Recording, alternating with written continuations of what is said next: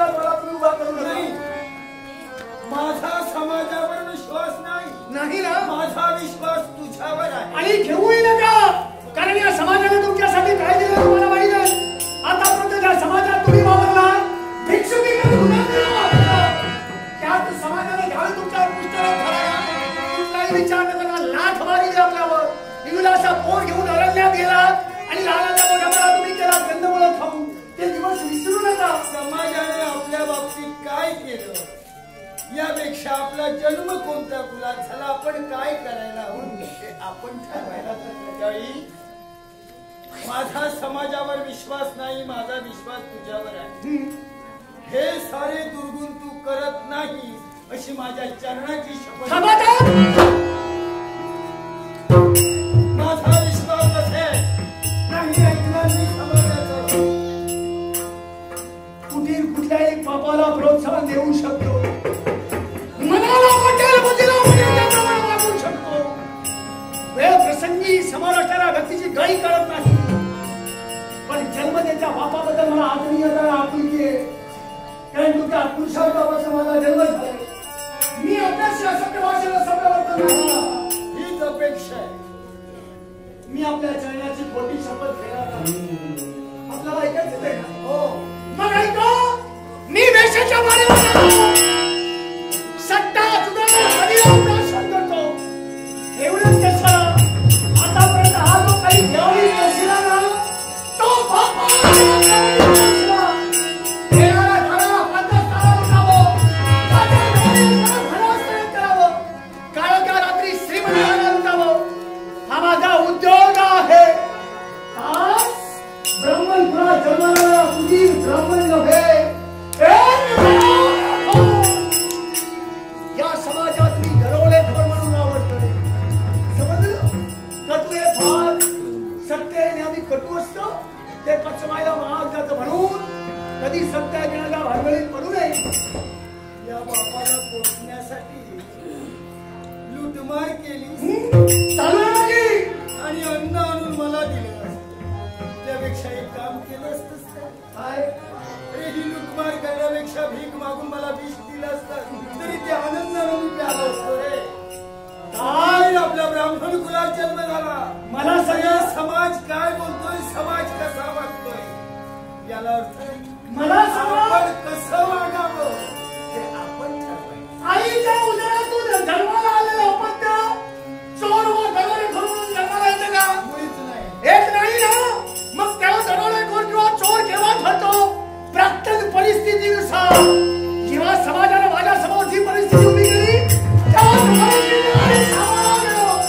समाजासमोर हात पसरवले, काम मागितलं, बाकीचा तुकडा मागितला, पण समाजाने माझा अपमान केला. माझ्या मस्तकावर वाट मारली. त्या समाजासमोर मी माझा स्वाभिमान गळ्यात ठेवला होता. हे मला मान्य नाही. म्हणून मिळेल तो माघारी पत्करला, दरोडे घालायला सुरुवात केली. श्रीमंतांना लुटतोय आणि स्वतःची इच्छा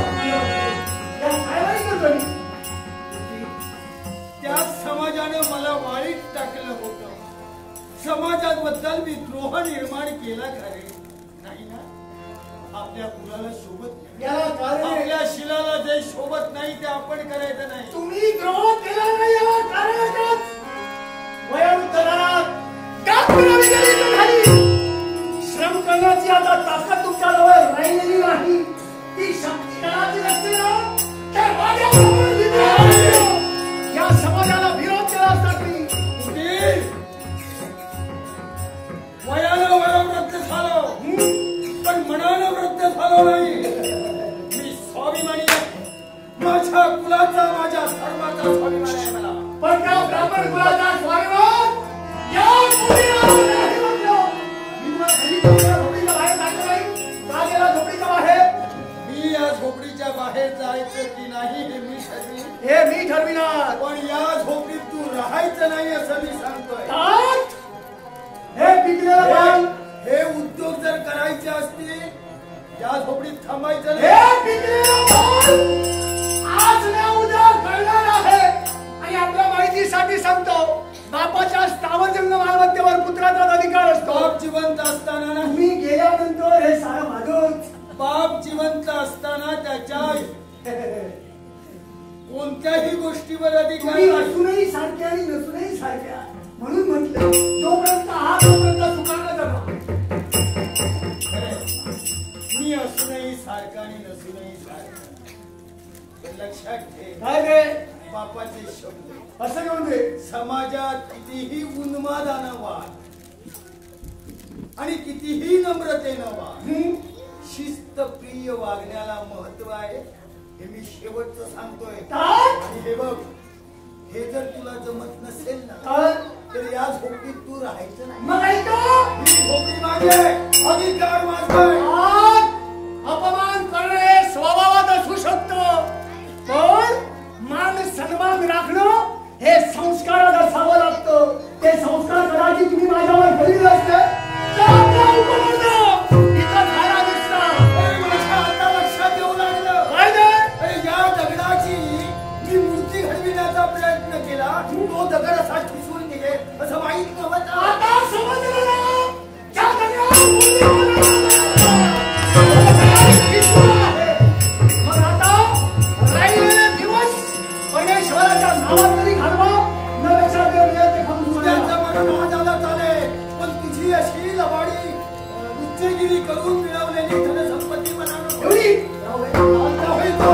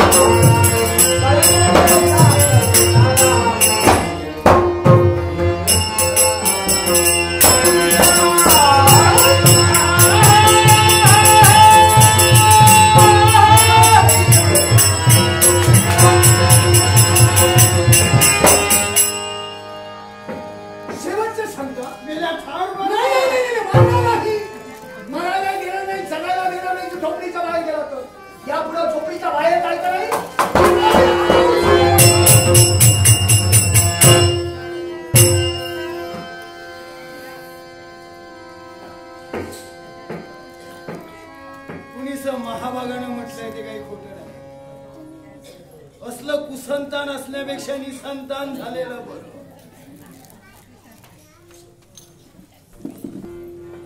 पुत्र व्हावा ऐसा पोटी, जयाचं नाव सर्वांच्या ओटी.